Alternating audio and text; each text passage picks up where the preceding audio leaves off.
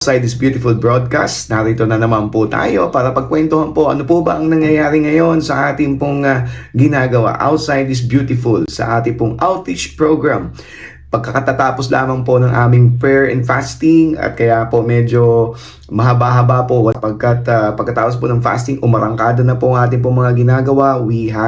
Nakapagsimula na po tayo ng ating pong blood chem. Ayan po, medyo chinek po yung ating pong dugo para po sa pag-arangkada ng isang taon maganda po ang ating pong gagawin, magandang ating kondisyon, ready to face the year.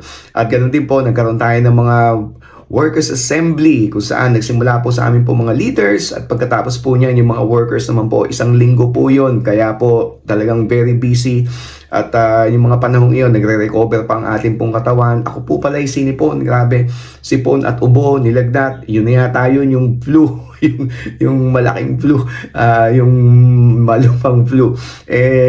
Nawalan po rin tayo ng boses pero I had some medicines, okay naman po. At pagkatapos po niyan, yung mga workers assembly po natin, nag-iisip na rin po ako yung mga gagawin po natin sa loob ng isang taon. Kung ano po yung mga napag-meetingan noon, ito na po yung mga niready po noong November, ito na po gagawin na po natin. At dumating na po yung mga tracks po natin, yung ating pong mga pinat-print na tracks, 1.6 million. Salamat po sa Diyos dahil nasimula na po, na-i-deliver na po yan at dumarating na po yan dito sa COG Dasma at sa delivery po at salamat po, nabilang naman ng tama. Ngayon naka-store na po sila.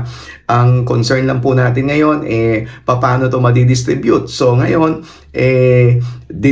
tinawagan na po natin yung mga simbahan kung saan sila po ay magkakaroon ng pagkakataon to take it or para po ma-deliver po ito. So, tinawagan na po natin yung mga simbahan para po mapag-usapan paano po ito ma-deliver and sino-sino na po mga napuntahan po natin. Wow, naggaling na po tayo sa COG Novaliches. Ayan, kay Pastor Archie. Salamat po sa pagtanggap po sa amin at salamat po sa masarap na almusal aka tanghalian na rin po. Bumiyahe po kami from Dasma papunta po sa COG Novaliches. Napakaganda po ng daan dyan, medyo matraffic lang pagdating po sa city ng Quezon City at na-deliver na po natin yung para po sa Manila. Ganon din po yung para rin po sa Cabuyao. Wow, 200,000 ang kanila pong in-order. Hindi ko lang po alam paano po nila may di-distribute ito sa loob ng isang taon. Pero ang ganda po ng puso ng pastor dyan, si Pastor Ace. Shout out Pastor Ace. Salamat po sa pag-order ng 200,000 trucks. At sinamantala mo yung mababang presyo. At ngayon, eto na tayo. Yung gagawin mo, isahan namin yan. Alam mo, pagka naihatid mo yan sa mga bahay-bahay, kukulangin yung simbahan mo para pag nagdatingan na yung mga tao. And COG Naga, na-deliver na rin po natin, LBC na po natin kasi po meron daw po silang activity nung January 24, na-deliver na rin po yan at nakita na po natin sa Facebook paano po ito nakatulong sa kanila pong anniversary. And I don't know, basta may event po sila doon. Ganun din sa Romblon. Ayan, kahapon, pinadala na po natin sa Romblon, pina-LBC. Shoutout po dyan kay Sister Athena, Pastor Dennis. Ayan po, shoutout po sa inyo. Salamat po sa inyo pong pag-order. At amin pong ina-appreciate yung inyo pong ginagawa dyan, yung pamimigay ng trucks.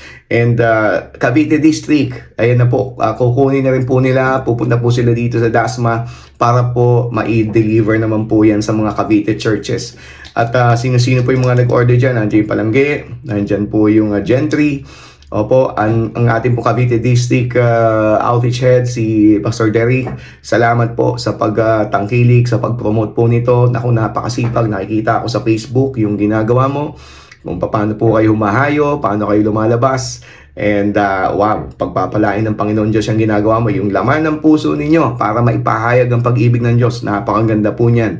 At ganoon din po sa iba't ibang mga simbahan sa Cavite. Hindi lamang po sa Dasma natin ginagawa yan, maging sa Cavite, sa mga churches sa Cavite, sa Lawag, Paliparan, saan ba yun? Kalugkob, Naik, ayan, saan pa? Imus, at marami pang iba. tayo po napupuntahan. And eto na rin po, wino-workout na rin po natin paano mapapadala sa Visayas at sa Mindanao ang ating pong mga trucks. So ipapa-LBC na po yan. Shoutout po sa mga taga Visayas, Pastor Earl, sa inyo pong lugar. At marami pong mabe-bless po dyan kapag nadala na po yung mga trucks, mamigay na po kayo, ubusin na po yan. Nako, baka hindi pa yun umabos doon sa ating pong malaking gawain sa June 12. Ganon din po sa Mindanao. Magkaisa ang Mindanao sa pamamagitan ng pagpapahayag ng pag-ibig ng Diyos. Unti-unti lang yan, unti-unting pag-usad. Alam ko may mangyayaring maganda kapag tayo pong lahat ay nagsama-sama sa pagbabahagi ng pag-ibig ng Diyos.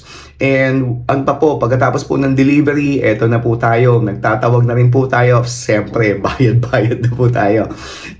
Mura lang po ang isang trucks ngayon, 0.7 na lang po, 0.70 centavos. Napakamura na po niyan para po makatulong sa ating po mga simbahan.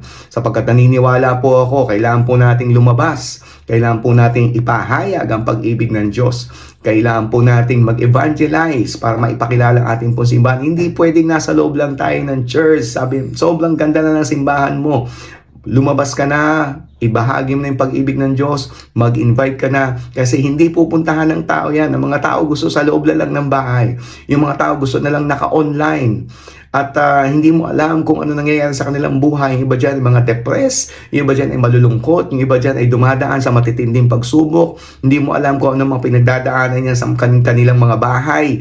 Kaya maganda, imbitahan mo sila sa simbahan, maka-fellowship, maibahagi ang pag-ibig ng Diyos, at magkaroon ng mga talakayan, mga palitan ng mga kuro-kuro, palitan ng opinyon, at makikita mo maraming mga pinagdadaanan, especially mga kabataan ngayon.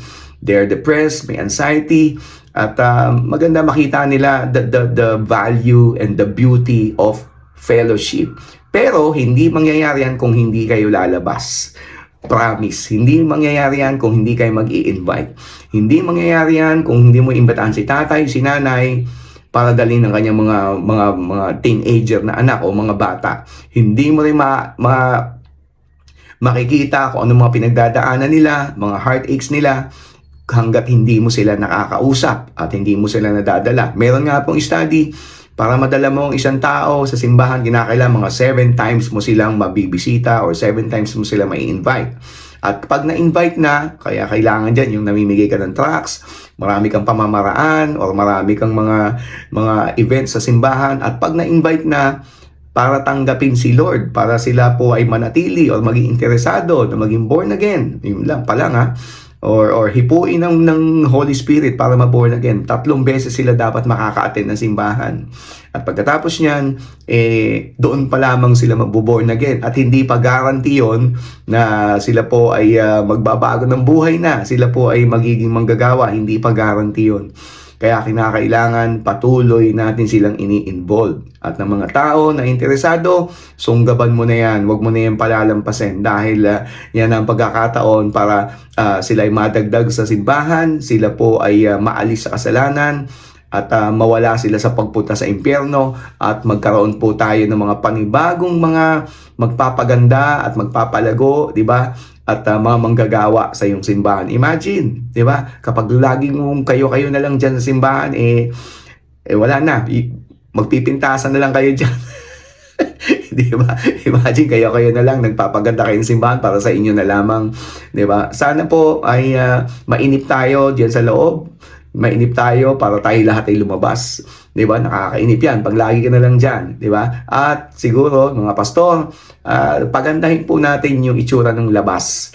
That outside is beautiful. At ano po ang gagawin po ng Dasma? Ayan po, Dasmariñas. Alam niyo po sa amin pong ginagawa ngayon, 75 barangay sa Dasmariñas. Hindi po namin pa napupuntahan lahat yun. Sa totoo lang, sa tinakbo po ng simbahan for 35 years, hindi pa lahat napupuntahan. In fact, hindi pa alam ng mga barangay na meron tayong simbahan dito na ganito kaganda. Kaya po, pagdating po ng June 12, we are aiming na lahat po ng mga barangay, 75 barangays, ay may pupunta po doon. At meron pong magbabahagi ng pag-ibig pag-ibig ng Diyos in that one day. Pero hindi lamang po doon yun at nagtatapos. Ano po? Sinisimulan na po natin ngayon, every week may mga lumalabas at sinusuyod na po yung mga barabarangay kahit malalayo. Opo, nandito na tayo sa ganitong estado. Kung sa inyo pong mga simbahan, hindi nyo pa nasusubukan na lumabas talaga, doon muna kayo sa malalapit. Ngayon, dito po sa Dasma, since yung mga malalapit na nasa-saturate na, doon naman sa mga malalayo, to the ends of the earth nga. At bakit po itong ginagawa natin? Kasi si Jesus Christ talaga naman lumabas at humayo, lumakad para hanapin yung mga nawawala. Sabi nga po dito sa Luke chapter 19 verse 1 to 10, ano po, iba sa inyo, baka alam na itong story nito. Story na ni Zacchaeus. Jesus entered Jericho and was passing through. Dumadaan lamang si Jesus Christ. A man was there by the name Zacchaeus, and he was chief tax collector and was wealthy. By the way, ang Jericho po ay bahagi po yun ng Israel. Pero pag pumunta ka po doon, ito po ay saturated na po ng mga ibang religion, mga Muslim. Opo, kaya mahirap na rin pasukin ito. Pero minsan dumaan dito si Jesus Christ. At ito nga po nangyari. In verse 3, he wanted to see Jesus. Si Zacchaeus ay mayamang tax collector na gusto niyang makita si Jesus. But he was short and he could not see over the crowd. So he ran and climbed a sycamore fig tree to see him since Jesus was coming that way. When Jesus reached the spot, he looked up and said to him, Zacchaeus, come down immediately. I must stay at your house today. Saan daw mag-i-stay? I must stay at your house. Hindi sabi, I must stay at the temple. Hindi sabi ganoon, I must stay at the synagogue. Hindi. Sabi ni Jesus, I must stay at your house. Malinaw, at your house. Kaya ang outreach, nag-house to house. So he came down at once and welcomed him gladly. Di po ba? Ganito po talaga yon. Ito lang prinsipyo ng Bible ni Jesus Christ ang ginagawa po natin. Bakit po tayo lumalabas? Because Jesus wanted to go to the houses of the people. It doesn't matter, maayos ka, tama ka, malinis ka, madumi ka. It doesn't matter anong trabaho mo, anong hanap buhay mo, anong pinagdadaanan mo, basta si Jesus gustong puntahan ng bahay mo. Ganon din ang ating pong mga tracts. Jesus died to give you life, ang nandito. At kaya po gusto po natin itong ipamigay. Dahil itong mga tracts na ito papasok sa mga bahay ng mga hindi naniniwala sa Diyos, ng mga atheists, ng ibang relihiyon, ng ibang pananampalataya, ng mga nakalimot na. Diba? Kaya kahit sino pwede pong puntahan ito. At makikita po natin ang resulta nito. Nagre-remind ka na sa mga tao na ipapaalala mo pa sa kanila na si Kristo ang tanging daan at katotohanan. So pagdating nila sa simbahan, may makikita nila pambira kung anong namimiss nila. And you just have to be creative kung paano maibabahagi ang pag-ibig ng Diyos, sapagkat ako po'y naniniwala inside you na ikaw na Kristiyano, may bahagi sa iyo na there is a vacuum also na kung saan kinakailangan ang banal na espiritu na lumalago sa buhay mo ay maibahagi mo rin. Dahil otherwise, you will quench the spirit. Kaya nga naman, po sa ating pagtatapos, sa mga susunod po natin mga episode, ibabalita ko po sa inyo ano na po nangyayari sa paghayo po sa Dasma, maging iba't ibang mga simbahan, sa pupuntahan po namin sa February 3, magkakaroon po kami ng pamimigay ng pagdi-deliver. Dito naman po kami sa CL, sa COG Dau, at para sa Central Luzon region, makapag-deliver po kami. At sa Norte, pupunta naman po tayo para makapag-deliver. So standby po kayo, just hang on, subaybayan po natin ang mga episodes na ito. At kung mahal mong Pilipinas, tayo nang lumabas, hindi para mag-rally, kundi para ipahayag ang pag-ibig na wagas ng ating Panginoon Diyos. God bless you. Remember, outside is beautiful. Kung gusto mo lumago simbahan mo, outside is beautiful. Lumabas, kasama si Pastor, ibahagi ang pag-ibig na wagas ng ating Panginoon Diyos. Hanggang sa muli po nating Outside is Beautiful broadcast. God bless you. Shoutout po sa inyong lahat. Ingat po kayo.